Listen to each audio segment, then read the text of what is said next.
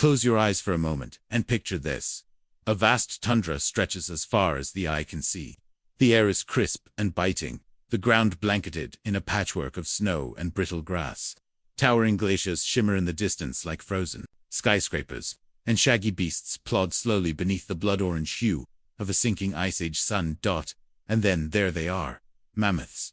Not just one or two, but entire herds moving in solemn procession. Enormous tusks curve like ivory crescents from their heads. Their thick, matted fur ripples in the wind. You can hear the crunch of frost under their feet, the low rumble of their calls. The beating heart of a prehistoric world, not yet lost to time. But this isn't some fantasy scene from a movie. This was real. The woolly mammoth wasn't just an ice age icon. It was a keystone of the entire Pleistocene ecosystem, standing over 13 feet tall and weighing up to 6 tons. These colossal herbivores were essentially the elephants of the north.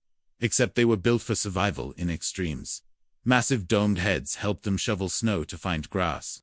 Curved tusks were used to battle predators, dig through frozen earth, or duel rivals during mating season. And their dense undercoats, with up to a meter of fat insulation, allowed them to endure sub-zero temperatures where no other giants dared to roam.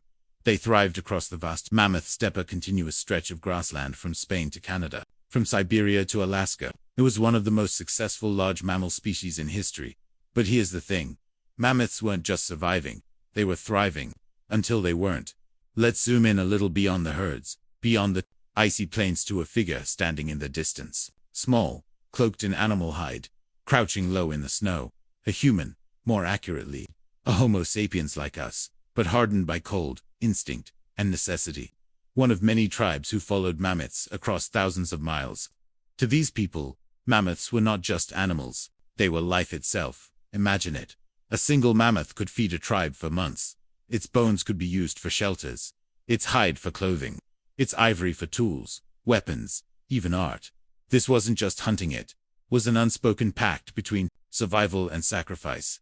And when early humans painted mammoths on cave walls, some of which are over 30,000 years old, they weren't just decorating. They were documenting, honoring, maybe even praying. These weren't just creatures, they were sacred giants. But here's where the story begins to shift. Because as the Ice Age began to melt away, something started to go terribly wrong. For hundreds of thousands of years, mammoths had endured. They'd survived countless climate shifts. They'd fended off saber-toothed cats, wolves the size of lions, even Neanderthals with spears. So what changed?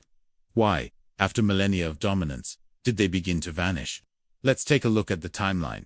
Roughly 20,000 years ago, mammoths were still plentiful. They roamed the grasslands in massive herds. But around 14,000 years ago, the numbers started to drop. Fast. By 10,000 years ago, in most places on Earth, the mammoths were gone. Extinct. Vanished, seemingly overnight in evolutionary terms. And that's where the mystery begins. Now, scientists love a good puzzle, and this is one of the biggest prehistoric cold cases of all time. What happened to the mammoths? Was it the climate? Was it humans? Was it both? Or maybe something else entirely? But before we chase those theories, we need to understand just how deeply woven mammoths were into the world's ecosystems.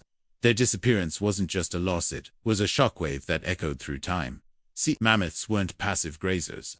They were landscape engineers. They trampled shrubs, fertilized soil, spread seeds, and even helped keep the tundra open and grassy instead of forested. Without them, ecosystems began to change. Grasses gave way to trees, forests thickened, and animals that depended on the open plain saber-toothed cats, giant sloths, prehistoric horses began to decline. It wasn't just a species that died, it was a way of life. And the humans, they felt it more than anyone. Let's jump to an archaeological site in Ukraine. Buried beneath layers of soil are strange dome-shaped structures. At first glance, they look like huts. But look closer, and you'll see they're made entirely from mammoth bones. Hundreds of them. Some of these shelters date back nearly 15,000 years, before the mammoths began to disappear. What do they tell us? That early humans weren't just hunting mammoths. They were building homes from their remains, planning, settling, living with mammoths. Not just around them. So imagine the loss when they were gone. Not just food or shelter, but the very rhythm of life had changed. Which brings us to the most haunting question of all: what does it feel like to witness the end of a giant? Because someone did. Tribes watched the herds vanish. Children grew up never seeing a mammoth, only hearing stories. Elders stared across empty plains, where once the ground thundered under heavy feet. We think of extinction as ancient history. But for those people, it was present, personal, painful, and there's more. In the caves of Chauvet and Lascaux, among lions, rhinos, and handprints left in ochre, the image of the mammoth appears again and again, not in frantic action-filled scenes, but often standing still, silent, monumental, revered.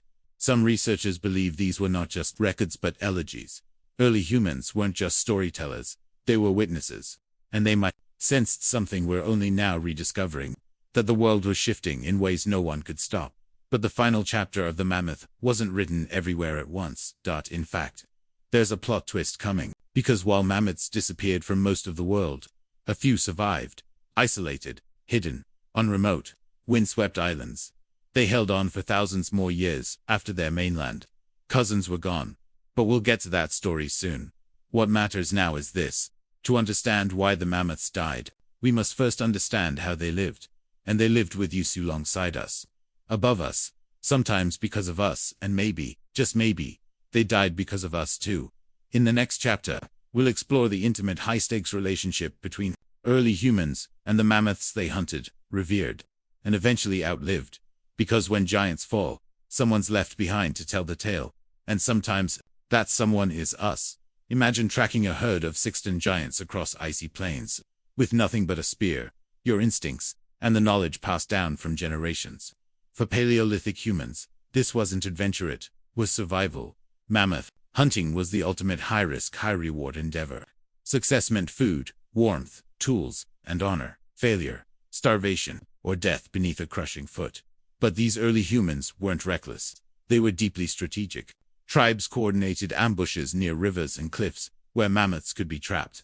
They learned to read wind direction, herd patterns, and signs in the snow. They respected the mammoth not just as prey, but as a force of nature. Some sites show evidence of deliberate planning.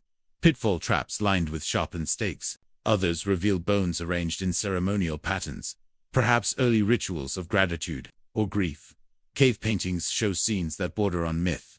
Mammoths with swirling lines, humans dancing around them, perhaps telling stories of the hunt, or warning of what lay ahead. These people lived life on the razor's edge, where nature was both provider and executioner, and the mammoth stood at the very heart of that fragile balance. But that balance was starting to tip. Around 12,000 years ago, the world began to change. Slowly at first, then dramatically. Glaciers retreated. Temperatures rose. Rivers swelled. With meltwater, the ice age was ending. And with it, the reign of the mammoth began to crumble. The mammoth steppe, a vast grassland that once fed millions, began to vanish. In its place came forests, wetlands, new ecosystems that the mammoths simply weren't built for. Grasslands became muddy bogs. Open terrain gave way to dense thickets. The food that once lay beneath snow was now choked by undergrowth. Mammoths found themselves trapped in a world that no longer had room for them. But climate alone wasn't the sole culprit. Something else was happening. As humans spread across continents, their hunting techniques grew more efficient. New weapons, cooperative strategies, fires set to drive herds into traps. The pressures were stacking up. Scarcity, stress, competition, and, slowly, the great herds began to dwindle. Not from one cause, but from many. It was death by 1,000 cuts, each small, but devastating when combined. In the American Southwest, beneath layers of sediment, archaeologists uncovered a strange black stripe just a few inches thick, but present across thousands of miles, that call it the black mat. And it's not just in one place. It's in dozens of sites across North America, always from the same time period, roughly 12,900 years ago. Beneath this mat, mammoth bones, Clovis spear points, signs of thriving human and animal life. Above it, nothing, just silence, extinction, collapse. So what happened? The mat is rich in carbon, and such evidence of intense wildfires. But there's more. Tiny glass, spherules, nanodiamonds, high levels of iridium, a rare element often associated with meteor impacts. Sound familiar? Some scientists now believe the black mat may mark the moment when a massive comet or asteroid exploded over the northern hemisphere. Cosmic airburst like the Tunguska event of 1908. but on a far more devastating scale, if true. It could explain the sudden disappearance of mammoths, the collapse of Clovis culture, and the onset of a mini ice age called the Younger Dryas. A literal fire from the sky. The idea sounds wild, even fringe, but the Younger Dryas impact hypothesis is gaining traction. Researchers have found metal glass, shocked quartz, and other impact markers at sites across North America and Europe, suggesting a massive cosmic event may have occurred. It wouldn't have been a single impact like the dinosaur-killing asteroid. More likely, a fragmented comet entering Earth's atmosphere and exploding into multiple fireballs. The result? Instant regional devastation. Fires, climate disruption, animal die-offs. The skies may have darkened. Temperatures plunged. Ecosystems collapsed. Humans would have witnessed this firsthand, giant beasts writhing in flames. Rivers choked with ash. Hunting grounds scorched beyond recognition. To them, it may have seemed like the wrath of the gods, or the death of the world. Not all scientists agree, of course. Some say the evidence isn't conclusive, that the black mat could have other explanations.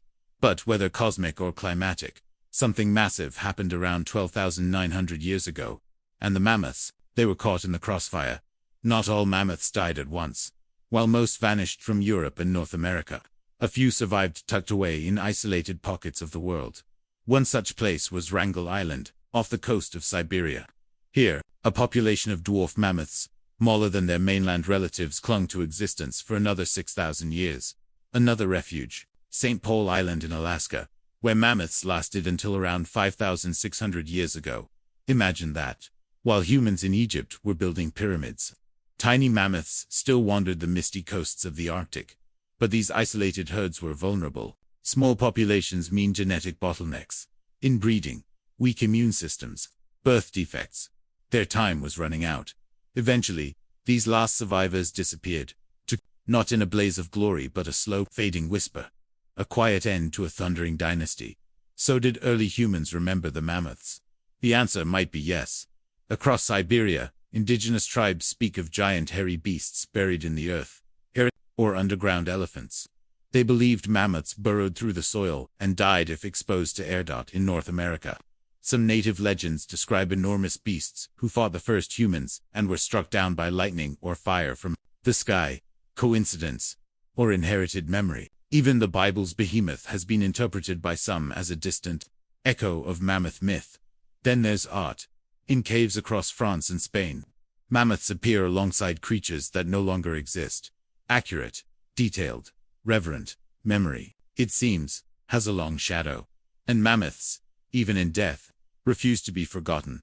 The story should end there, but it doesn't. Single quotes today. In labs around the world, scientists are working to bring the mammoth back. Not as a full resurrection, through de-extinction.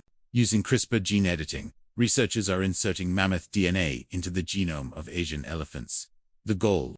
Create a hybrid that can thrive in cold environments. A mammophant, as some call it. The hope is that reintroducing such animals to the tundra might even help reverse climate change by knocking down trees and restoring grasslands that reflect sunlight. But the ethics are murky. Is this playing God? Can we truly recreate a creature we never fully understood? And even if we succeed, what kind of life would a lab-born mammoth have? Still, the idea is tantalizing. That the mammoth story may not be over. That in the near future, we may once again see giants walking the earth. On Wrangel Island, the final known mammoths lived in eerie silence. No predators, no humans, just wind, ice, and the endless sound of the sea. Their world was shrinking. Their gene pool was collapsing. And slowly, one by one, they faded from existence. The last mammoth may have died alone. No herd, no witness, no ceremony. It's a thought that hits hard. The end of an entire lineage unnoticed. We often imagine extinction as dramatic. But more often, it's slow, invisible, quiet. And yet, that silence echoes louder than any roar. Because in that silence, we're reminded of what was lost, and what we stand to lose again. The mammoth's fall wasn't just the end of a species. It was the end of an era. A time when humans shared the world with giants. We hunted them. We worshipped them. We followed their footprints across continents. And in many ways, we became who we are because of them. But their disappearance carries a warning that even the most powerful creatures can fall. That survival is never guaranteed. that the choices we make individually and collectively ripple through time. Today, we face new giants of our own: climate change, habitat destruction, mass extinction. And once again, we are witnesses. The question is, will we learn from the past or repeat it? Because the day the mammoths died wasn't the end of the story. It was the beginning of ours.